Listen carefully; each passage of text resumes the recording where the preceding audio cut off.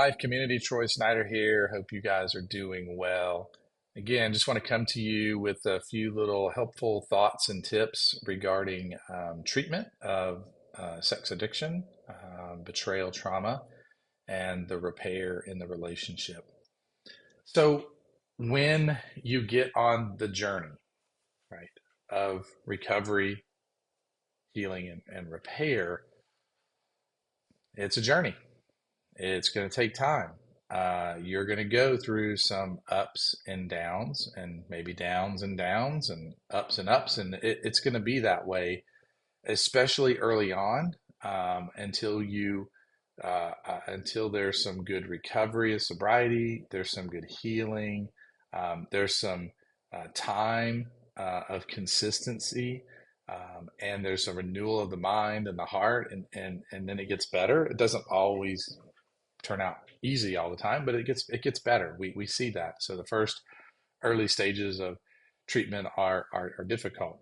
And so what I wanted to bring to you today is when it gets tough, what do you do? Right? What do you do when it gets tough?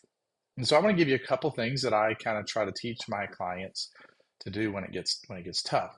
So I use this kind of little concept: awareness, identify, and then act or respond, however you want to say that. I know acting out has a negative connotation, but I need to be aware of what's going on in me, right? So that awareness is, like, I use the terminology, take an emotional thermometer and stick it in and going, I'm feeling overwhelmed. I'm feeling scared. I'm feeling tired, right? I'm aware. And typically, when we have negative emotions like that, that's what tends to take us into a position. If I said to you, I'm really anxious today about a conversation that I'm going to have, right now, I'm aware that I'm anxious, and that anxiety is because of a conversation I'm going to have. And we might unpack what that conversation is to show why I'm so anxious about that.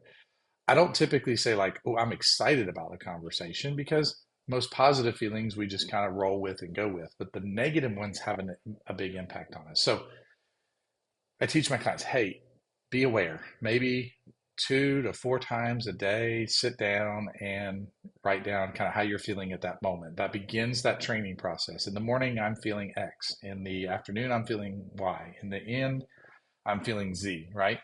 So you can kind of just get in that practice, and you can use a feelings wheel or a feelings chart or a feelings face that you can get online or all over the place to start kind of helping you be aware, and give you that sort of vocabulary. But that awareness is, uh, I'm doing this. I'm feeling something. I'm connected with it, and I need to respond to that. Okay, so I'm aware of my feelings, and then I can identify those feelings, and I can also identify what's causing those feelings. And most of us in the recovery world know the IFAB statements. I feel because, like I was telling you earlier, I feel anxious because of a conversation I'm going to have. All right, now I'm able to logically think that out. The next question that comes is, well, what's the conversation about? Or what are you anxious? What particularly about that conversation are you anxious about? Now I have something to work with. If I don't do that, then all I'm left with is the feeling, the uncomfortableness, it could be angst, it could be anger, it could be sadness. And then eventually, if we don't do something, we use the term, if we don't respond, we're going to react, right? So this staying inside, boiling up, it may drive us to act out. And there's a whole other little section here you think about, is that we make attachments. So when I feel X, I do Y, right? So some people would say, like, peanut butter and jelly, right? People kind of, those go together. So in an addict's world, sometimes it's like, I feel overwhelmed and I act out. It becomes that attachment. And we're trying to break that attachment apart, not only by being able to say, hey, this is wrong, this is sinful, don't go there, put boundaries up and guard against that, but be aware of what's going on inside of you. Why are you feeling overwhelmed? Why are you feeling sad? Can you identify that you're feeling that? Can you be aware and identify? And then we can decide what we do with that. So for instance, so we're aware, we're identifying, and then we're learning to respond.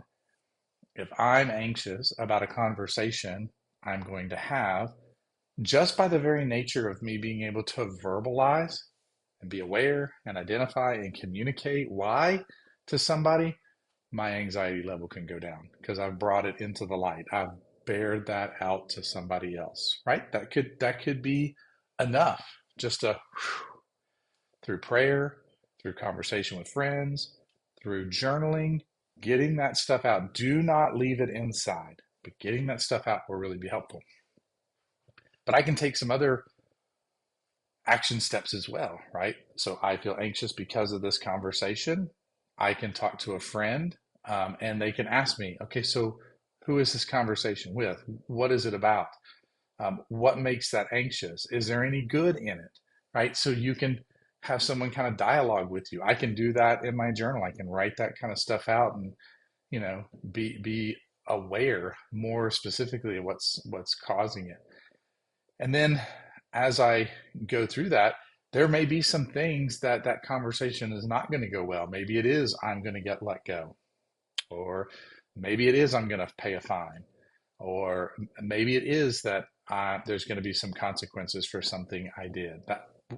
We're not saying be aware and identify your feelings and figure it out so that everything will go well, but you're having to do this so you can face it and not just turn inward and act out, right? So you want to go and learn to respond to those circumstances. And in having that, in this case, having that conversation and trusting ultimately the Lord, what's going to happen with that and moving through that. Well, we all have this stuff. We have this stuff going on every day. And historically and traditionally for the addict or the wounded person, they don't know how to do that well.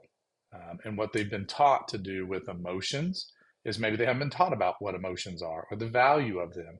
Maybe they weren't given a voice to be able to talk about those emotions. And so what they had to do is they had to keep that all inside. Imagine an 8-year-old who's feeling anxious about whether my dad is going to come home angry or drunk and really kind of not knowing what's going to come in the door in that experience. And so what does that person end up doing as a little kid with that stuff? They hide. They let the anxiety continue to ride. They have nobody to talk to. They don't think they do, but they don't talk to anybody. So early on, they begin to learn, ooh, when I experience X, I hide. I go away. And honestly, as a kid, that might be the right response. That may be the right healthy response for protection purposes. But when you grow up and you are in life and you're in that adult, there's a healthy response that you can relearn or retrain in. And that's kind of what we're talking about. So again, back to working with clients, just like when it gets hard, what is it? It's the emotion, what's causing the hardness, and then what can you do to respond to work through that hardness? And all of that is to also not repeat or reinforce the old ways or the old acting out behavior, because we know in addiction, if you continue to go down that path, you get the momentary high, but it continues to reinforce that old pattern. And so we got to stay away from that. So listen, recovery, healing, repair is hard at times. And it's okay. You want to surrender that. You want to take some of these skills and do something with that. And I can tell you that this is not only good for you, but it'll be good for your relationship. It'll be good for your kids. It'll be good for a lot of other things as you go forward in life. Hope that helps.